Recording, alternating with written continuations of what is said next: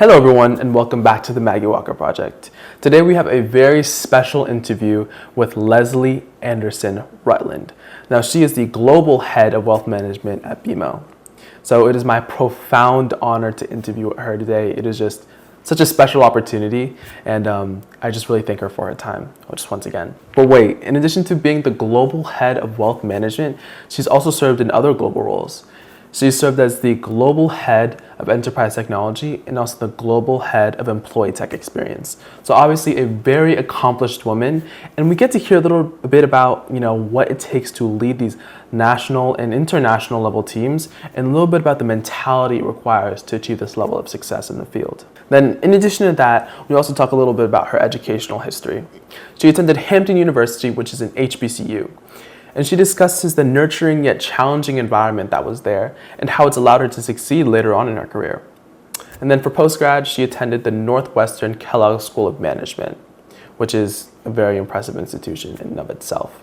So a very impressive educational history as well. In addition to being a seasoned commercial banker and a leader within her industry, she's also focused on giving back. She's a board member on multiple organizations within the Chicago area. So many that I actually have to look at my list to remember all of them. She's a member of the Chicago State University Foundation, 1871, One Goal, After School Matters, and Learn Charter School Network, in addition to a few others. So she's very focused on closing the racial wealth gap through education. Lastly, this was a great opportunity to interview her. Once again, a huge thank you to Mrs. Rutland. And without further ado, let's get into the interview. Can you share a little bit about your upbringing and where you grew up? So I am the daughter of immigrants who are now naturalized citizens, but I was born in Akron, Ohio, and I've lived in Akron, Natick, Massachusetts, Decatur, Georgia, and then Chicago. My parents moved to Chicago when I was in college. My father is in education. He started off in the financial markets. And so he moved around. He was tenured at Akron University, Harvard University, Atlanta University, and then finished his career at the building out the principal center, so the Center for Urban Educational Research at UIC here in Chicago. And you said your parents were immigrants. Where were they from? My father's from Jamaica, and my mother's from Barbados. Oh, that's really nice. Have you been there? I've been to both. I used to spend summers every other summer in one of the other places. Okay. And what influences did you feel sparked your interest in finance and business? Most of it was my father from a finance perspective, but in business, so my father started off at Prudential, which is our Bayesian company, which is now which morphed into Prudential. A number of his brothers were entrepreneurs. My godfather was an entrepreneur, so I had business and finance people around me all the time growing up. Mm. Did you have any mentors or role models? I know you probably, your dad and your uncle were probably one, but how were they mentors in your life? My father is brilliant. He taught macroeconomic theory and public policy and helped to shape some of the things that I think about when I think about equity and fairness in business engagement. But I've had mentors, entrepreneurs that I've met along the way. My professor at Kellogg was another mentor of mine, Steve Rogers. My professor at Hampton University was another mentor of mine because he took such a vested interest in me, and that was a gentleman by the name of David Askew. So I've had professors really pour into me along the way. Most of it has been through my HBCU, but Northwestern was an excellent institution for me, and it allowed me to connect with professors of color and people who were not Black as well that invested in me as well. Mm-hmm. I remember the last time we talked, you talked about a professor that you had at Hampton who taught you a really difficult lesson. Could you tell us a little bit about that? Yeah, my economics teacher. So I was taking macroeconomic theory I think everybody in Hampton was kind of tricking off that class. I shouldn't say tricking off. It was a really difficult class, but we weren't putting in the work. And so he pulled me, I'm sure he pulled a couple of others aside and said, if you ace the final, I will give you a good grade. And so like the weekend before the final, I shut everything down. I studied, I had no parties, no friends, no nothing. I got a perfect score on the final plus all the extra credit, and he failed me. And he wanted me to understand the importance of taking full advantage of the opportunities that were in front of me. You don't always get a second chance. And while it was a very difficult lesson to learn, and luckily the rest of my grades were high enough that it didn't put me in any academic jeopardy, but it made me realize that not just from a schooling perspective, I need to show up 100% for all the opportunities that are in front of me. And would you say you even took that idea into your schooling at Kellogg as well? Oh, absolutely.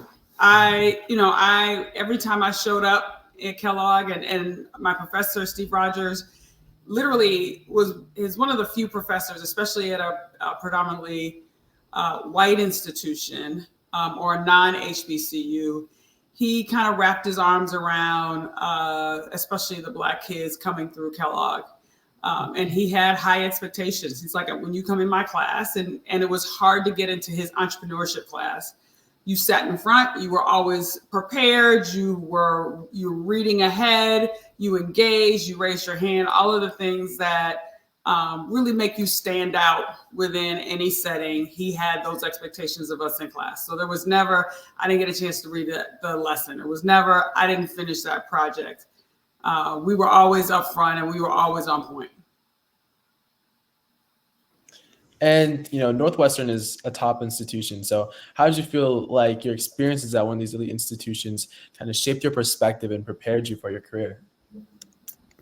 So Northwestern actually was very diverse. And I think that was a value to me because it was more representative of the community and the environments in which I wanted to work in and where I thought I could thrive. And so one of the things that I loved about Kellogg was it taught you how to get the best out of teams. So everything about the Kellogg learning environment was team-based, which is how work is and which is how life is. And so I learned very quickly how to pull the best, to ascertain talent, to understand what people bring to the table and to pull that best out of them. I also got very comfortable, and this is something my father taught me, is to make sure that you're comfortable having people smarter than you around you. There's a lot of folks that want to be the smartest one in the room. I want to be the dumbest one in the room because I have no qualms about what I bring to the table. And so it gives space and it gives rise and it gives license to everybody else to bring their excellence to the table. And when you were first going through that, was almost like wanting to be the dumbest person in the room, was that slightly distressing or maybe even humbling for you? Humbling. It's always humbling being in the midst of extremely brilliant people. But it wasn't intimidating. Like my father, my parents in particular, I'm competitive. So I was always investing in myself. I was always reading. I was always doing things that put me on the forefront. So if there was someone that was smarter than me in one particular area, I wanted to get to know them. I wanted to know what they knew. I wanted them to pour into me that knowledge. And it wasn't because I wanted to be like them, but it's not just a saying that iron sharpens iron, right? So I wanted to make sure that in order for me to be the best, I need to be surrounded by the best. So it was also kind of like an underlying confidence in your own abilities and wanting to continuously improve. Absolutely a confidence. But keep in mind that, there are times when I am uncertain and not sure-footed. But as I actually was speaking to our interns this earlier this week, and I said, you got to move through it anyway. You got to step into those uncomfortable spaces, knowing what you know, knowing what you don't know. And marrying the two by bringing those around you closer that can fill in the gaps where you're not strong. And then also at Hampton, you talked about your experience with the professor. Same way with Northwestern, you had a very good mentor in your professor. Did you have any other formative moments at any of these universities? I just think that at an HBCU, there's a different kind of nurturing that happens for students of color, and I felt that very much so at Hampton University. If you didn't show up in class, professors kind of came looking for you. It's. I don't know that I would have gotten that, given Northwestern as an undergraduate school is a very large school and it doesn't have that personalized touch. I don't know that I would have gotten that type of foundational investment the way I did at HBCU. And it also helped you to build a sense of pride in your lineage so that you understand that you're not excellent in spite of being Black. And in spite of all the things that your journey procured for you, you are actually excellent because of all those things. And I think that self-awareness, that self-pride is something that is critically important, especially as people of color go into spaces like the finance industry and banking, where historically it wasn't, there weren't a lot of us. And it wasn't necessarily created for us to be successful there. Wow. Yeah, I would say that's very important. Understanding like the representation and having a pride in your lineage. I love that. Now, looking into your career, for the audience, can you describe your current title and what your responsibilities entail? Yeah, my current title is One Client Strategies for Wealth Management. And what that means is when we started to look around the bank, we realized that there were opportunities for us to go deeper with clients than what we had historically done. And by that, I mean, there are commercial banking clients that should also be wealth clients, but they're not. So how do we start to bridge that gap? There are capital markets clients that should also be wealth clients, but they're not. How do we, again, bridge that gap? And then as we look at the migration between retail and wealth, at what point do we start to invest in our retail clients differently so that we're not competing for them when they are wealthy? So, it's looking at, for example, a 25-year-old that might have $250,000 in cash because he sold his first business has a different wealth trajectory than maybe a grandmother who is not working anymore and she's a net spender and she's living on a fixed income, but she has 200,000. We want to make sure that up and coming person, is introduced to what wealth can bring before we have to start to compete for his business with all the other wealth shops on the street. And so it's my responsibility, my team's responsibility to not just understand where the gaps are, but create opportunities, create strategies for us to then fill that gap so that we create an engine across all of BMO where we can bring BMO, the best of BMO, to all of our client relationships. And then you also had some other global roles. So right now you're the global head, but you also had some other global roles at BMO. So can you share an overview of your career progression and some of what your early roles entailed? Sure. So I actually started off at MBD Bank, which is now Chase. And while I was in the training program, I spent time in asset-based lending. I spent time in SBA. I spent time in loan review, and it gave me a really good foundation for which to grow within a commercial career within banking. Then when I went to grad school, I had moved from MBD Bank. I moved on to Harris Bank at the time, and the CEO, Al McNally, tapped me on the shoulder to say, I want to look at Harris Bank and our competitiveness within the ethnic minorities that make up Chicago, as well as the LGBTQ+. And so I did a full assessment of the bank, looking at everything from our branching strategy, our credit policy, our supplier policy, where our executives sit what our reach out looked like, our marketing and all of that, and gave an assessment of where we were really strong and where we had some areas where we needed to do some investing in ourselves. And then I left BMO or Harris Bank at the time and went to Fifth Third Bank. And I went back into the commercial world where I had a mid-market lending team. And then I also started Fifth Third's first middle market healthcare team. At the time, it was around 2009, and the bank, the world was going through an economic correction, and there was an opportunity for me to come back to BMO, which was something I never thought happened. Daryl Hackett asked me to come back and help develop the strategy and the people for going after, at the time, Bank of America had just bought LaSalle Bank, and that was a huge brand within Chicago that was probably the lower end of the middle market. And we wanted to position ourselves to grow and capture that market share. And so I spent some time doing that. I've built teams within commercial. And then my first national role was leading treasury and payment solution sales across all of business banking across the US.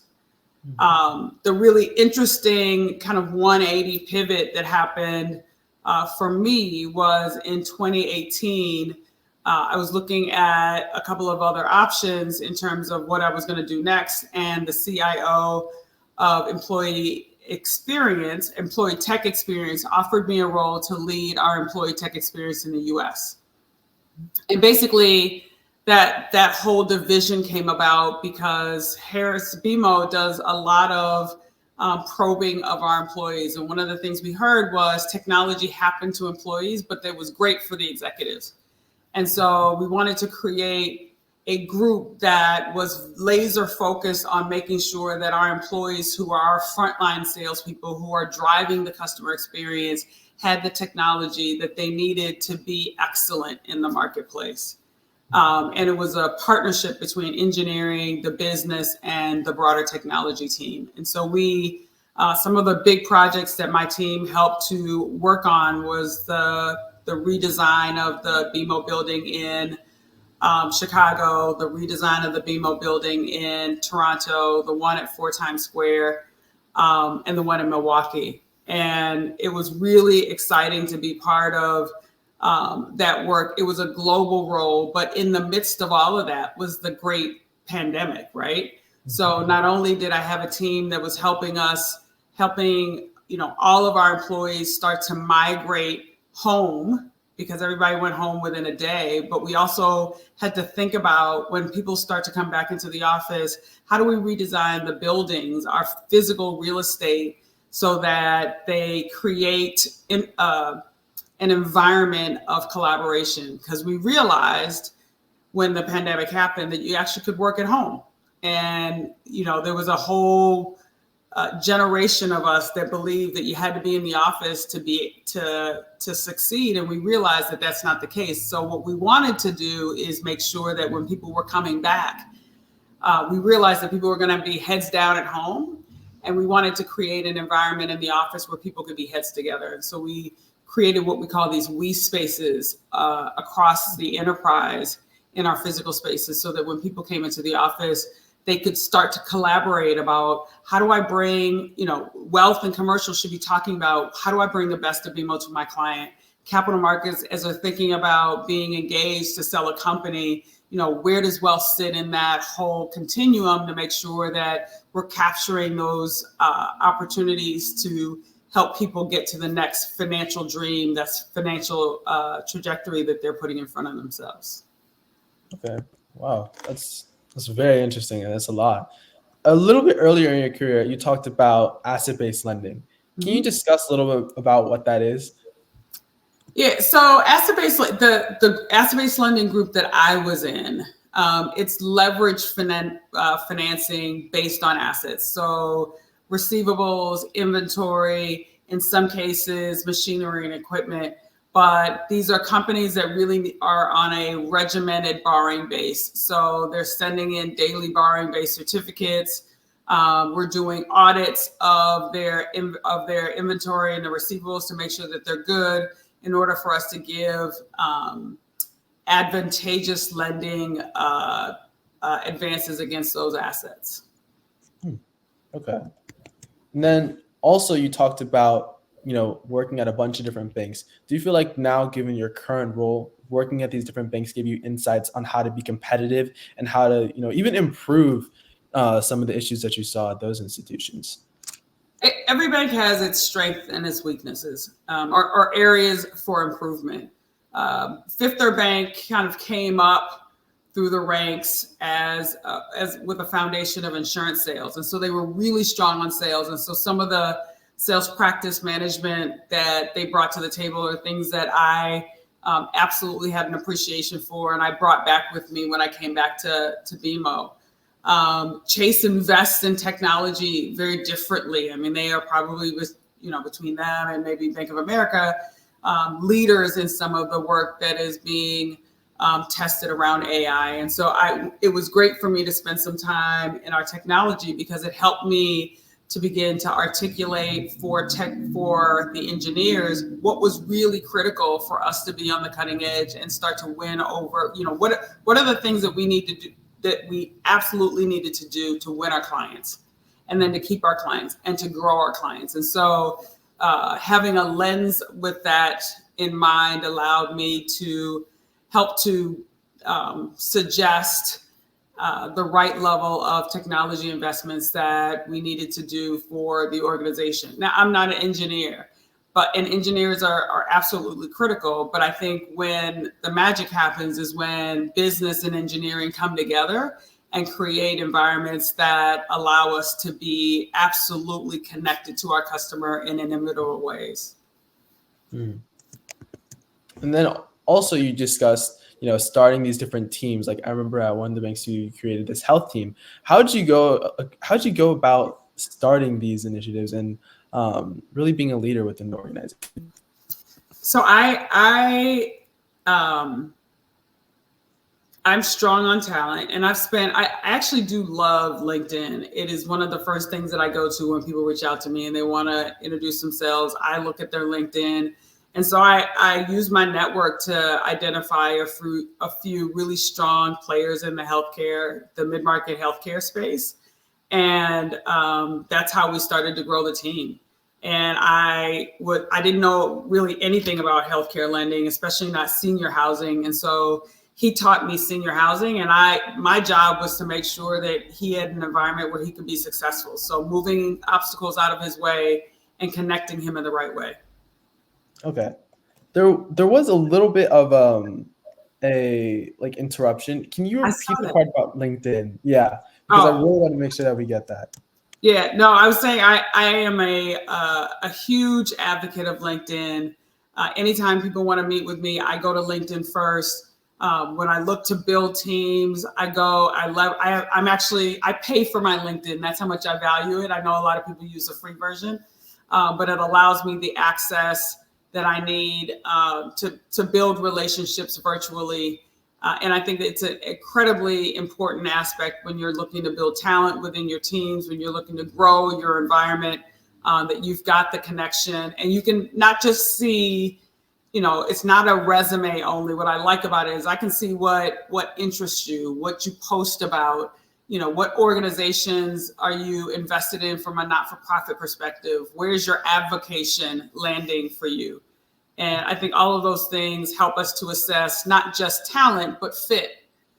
Because if you bring the right person into the wrong culture or the wrong person into the right culture, you still can't have the spark that you're looking for. Wow. That's very important too. I know a lot of high schoolers, even definitely around me, are getting on LinkedIn too. So something that I've started to get on. Definitely. Absolutely.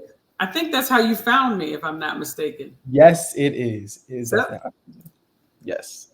So what are some of the key challenges or obstacles that you faced along the way throughout your career? One of the challenges, and you learn to navigate it differently, is there weren't a lot of people that looked like me. And so I initially looked, one of the things that I noticed right off the bat is that there weren't really any Black women. There weren't in my class. And when I started to look for mentors that looked like me, I didn't have access to them, at least not readily. And I also realized that, taking a step back, banking is a white male dominated world. So why am I just looking for a Black woman? Not to say that Black women can't be strong mentors in this industry, but I needed somebody on the other side of the door, what I consider to be on the other side of the door.